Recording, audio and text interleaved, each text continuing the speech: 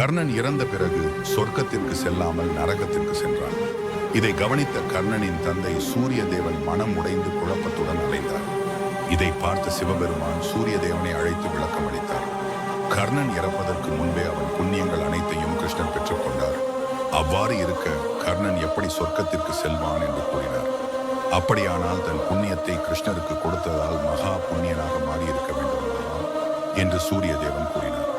அதற்கு சிவபெருமான் கூறியது, ஒருவர் அதை கேட்டு கொடுத்தால் அது தானம், ஒருவர் கேட்பதற்கு முன் கொடுத்தால் அதுவே தர்மம்.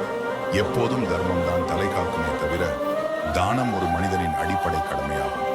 கிருஷ்ணர் கேட்டவுடன் கர்ணன் தன் புண்ணியத்தை தானமாக கொடுத்தார். தன் புண்ணியங்கள் எல்லாத்தையும் கொடுத்த ஒருவனுக்கு மிஞ்சி இருப்பது பாவம் மட்டும்தான். ஆகையால் கர்ணன் நரகத்திற்கு சென்றான். இதுபோல தகவல்களுக்கு எங்கள் சேனலை சப்ஸ்கிரைப் செய்யவும்.